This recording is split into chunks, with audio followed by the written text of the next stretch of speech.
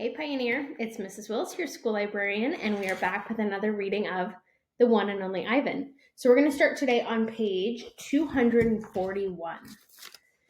Poking and prodding. The lady comes again. She brings an animal doctor with an awful smell and a dangerous looking bag. He spends an hour with Ruby, poking and prodding. He looks at her eyes, her feet, her trunk. When he's done with Ruby, he enters my cage. I wish I could hide under not tag like Bob. Instead, I do a nice loud chest beat, and after a moment, the doctor retreats. We're going to need to put this one under, he says.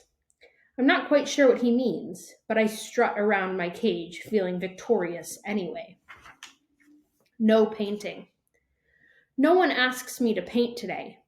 No one asks Ruby to perform.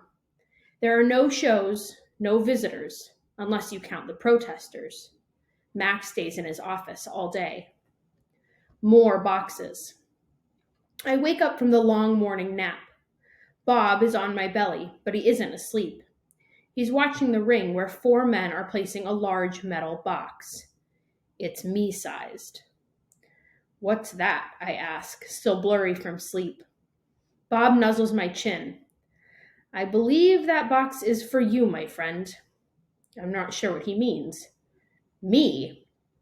They brought in a bunch of boxes while you were sleeping. Looks to me like they're taking the whole lot of you, he says casually, licking a paw. Even Thelma. Taking, I repeat. Taking us where? Well, some to the zoo, probably. Others to an animal shelter where humans will try to find them homes. Bob shakes himself. So, I guess all good things must come to an end, huh? His voice is bright, but his eyes are far away and sad. I'm going to miss your stomach, big guy. Bob shuts his eyes. He makes an odd noise in his throat. But what about you? I ask. I can't tell if Bob's just pretending to sleep, but he doesn't answer. I gaze at the huge, shadowy box, and suddenly I understand how Ruby feels.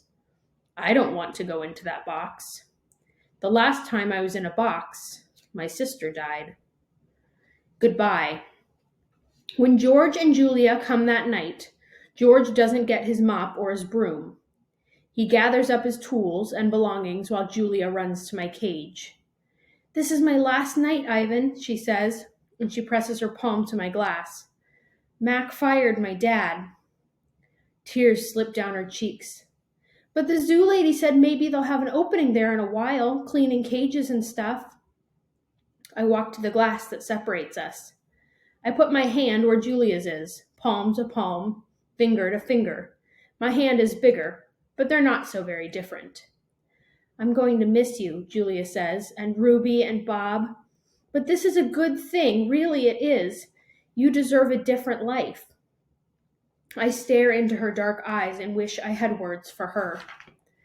Sniffling, she goes to Ruby's cage. Have a good life, Ruby, she says. Ruby makes a little rumbling sound. She puts her trunk between the bars and touches Julia's shoulder. Where is Bob, anyway? Julia asks. She looks around, under tables, in my cage, by the trash can. Dad, she calls. Have you seen Bob? Bob? Nope, George says. Julia's brow wrinkles. What's going to happen to him, Dad? What if Max shuts down the whole mall? He says he's going to try to keep it open without the animals, George says. He stuffs his hands in his pockets. I'm worried about Bob too, but he's a survivor. You know what, Dad? Julia gets a gleam in her eye. Bob could live with us. Mom loves dogs, and he could keep her company, and Jules, I'm not even sure I have a job yet. I may not even be able to feed you, let alone some mutt. My dog walking money... Sorry, Jules. Julia nods. I understand. She starts to leave, then runs back to my cage. I almost forgot. This is for you, Ivan. She slips a piece of paper into my cage. It's a drawing of Ruby and me. We're eating yogurt raisins. Ruby is playing with another baby elephant, and I'm holding hands with a lovely gorilla. She has red lips and a flower in her hair. I look, as I always do in Julia's pictures, like an elegant fellow. But something is different about this drawing. In this picture, I am smiling. Click. The door to my cage is propped open. I can't stop staring at it. My door. Open. The giant box has been moved and it's open too. The humans have pushed it up against my doorway. If I walk through my door, I enter their box. The zoo lady, whose name is Maya, is here again. Click, yogurt raisin. Click, tiny marshmallow. Click, ripe papaya. Click, apple slice. Hour after hour, click after click. I look over at Ruby. She waits to see what I will do. I touch the box. I sniff the dark interior where a ripe mango awaits. Click, click, click. I have to do it. Ruby is watching me from between the bars of her cage, and this box is the way out. I step inside. An idea. After I leave the box and step back into my cage, I get an idea. A good one. I tell Bob he can sneak into my box with me and live at the zoo. Have you forgotten? I'm a wild beast, Ivan, he says, sniffing the floor for crumbs. I am untamed, undaunted. Bob samples a piece of celery and spits it out. Besides, they'd notice. Humans are dumb, but they're not that dumb. Respect.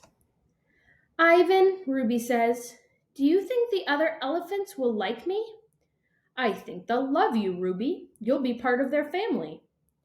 Do you think the other gorillas will like you? Ruby asks. I'm a silverback, Ruby, a leader.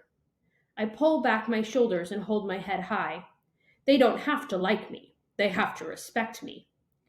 Even as I tell her this, I wonder if I can ever command their respect. I haven't had much practice being a real gorilla, much less a silverback. Do you think the other elephants will know any jokes? If they don't, I tell her, you can teach them. Ruby flaps her ears. She flicks her tail. You know what, Ivan? What? I ask. I think I'm going to go in the box tomorrow. I gaze at her fondly. I think that's a good idea, and I think Stella would have agreed. Do you think the other elephants will know how to play tag? I love tag. Me too, I say, and I think of my nimble sister racing through the brush, just always out of my reach. Photo. Late at night, Mac opens my cage. The full moon falls on his sagging shoulders. He seems smaller somehow. Bob, instantly alert, leaps off my stomach and dives under knot tag. Don't bother hiding, dog, Mac says. I know you sleep in here. Mac settles onto my tire swing.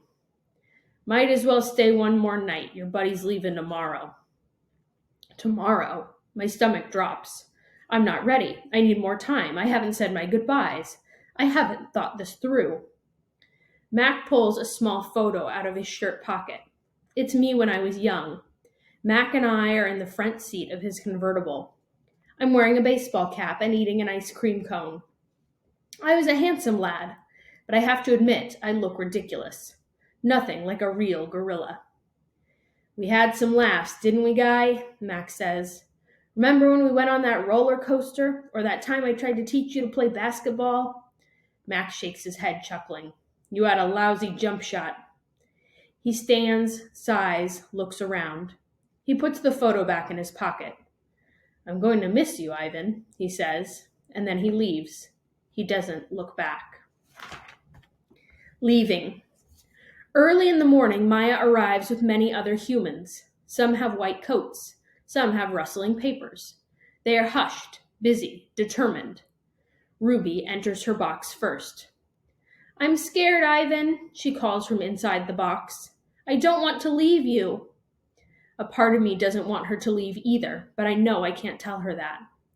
Think of all the amazing stories you can share with your new family, I say.